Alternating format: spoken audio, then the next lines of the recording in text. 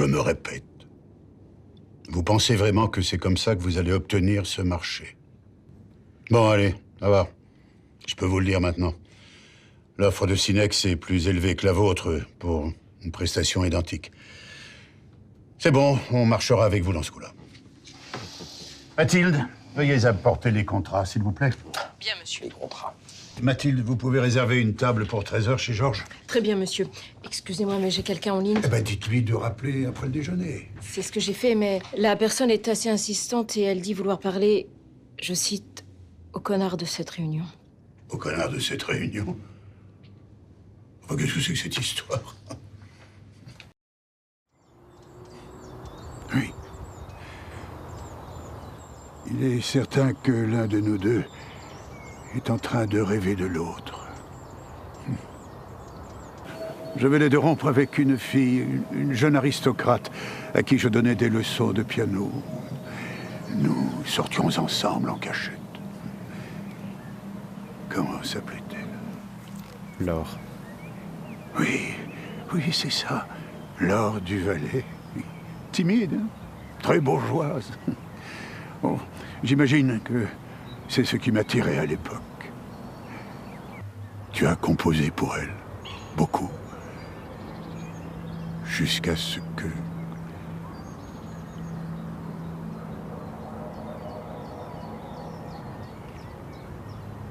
Jusqu'à ce que tu arrêtes.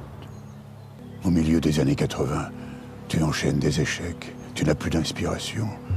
Votre situation financière commence à se détériorer. Alors tu décides, afin de lui offrir une vie décente, d'arrêter la musique. Mais comprenez-moi bien, monsieur Tanner.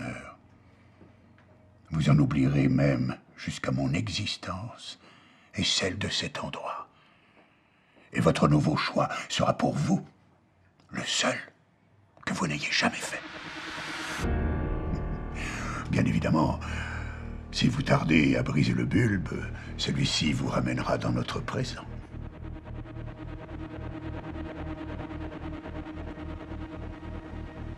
Êtes-vous prêt, monsieur Tanner? La peur. Un gros mot pour un enfant. Mais je crois que depuis ce début d'année 1944, je l'ai ressenti de façon viscérale, comme un serpent qui vous enserre et qui ne vous lâche plus.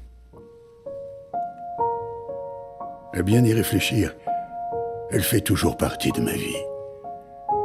Je crois même qu'aujourd'hui, je me sentirais parfois seul sans elle. J'ai en tête ce moment où ma vie et ma peur sont entrées dans l'histoire. Petit bonhomme de 3 ans, je n'aurais dû connaître que l'insouciance. Au lieu de cela, j'ai découvert peu à peu que la vie était fragile. Fragile comme un enfant. L'enfant que j'étais. En même temps que j'apprenais à marcher, à courir, j'apprenais déjà à fuir.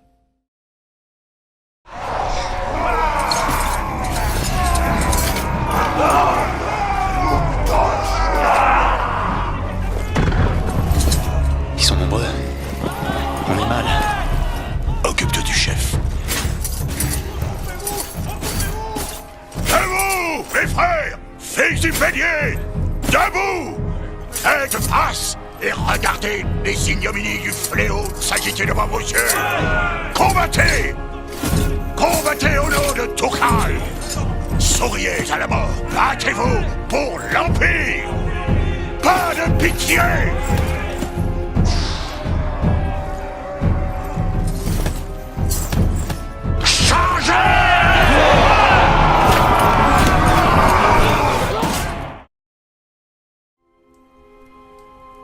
J'en peux plus, Wolfgang. C'est cette blessure. Cette blessure.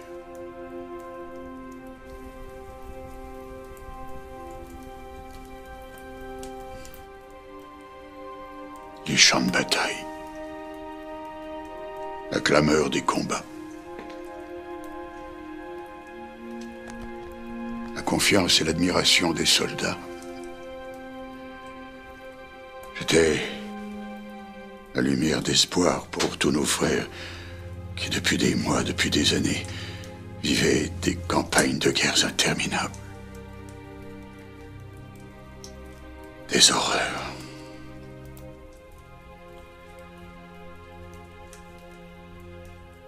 J'avais un rôle vital au sein de notre Église.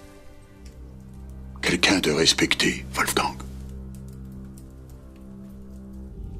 Dis-moi, Wolfgang.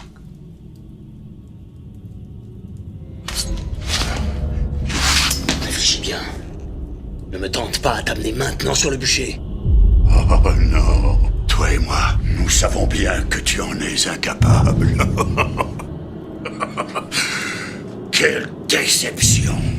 Non, ne fais pas ça. Oh. Non!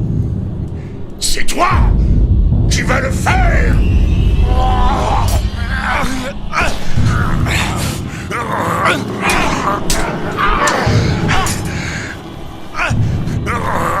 Regarde la vérité en face. Tout n'est que mensonge. Tous les crimes que tu as perpétrés pour tes idéaux.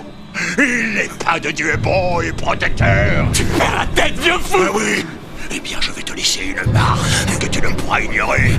Tu seras rongé comme moi toute ta vie.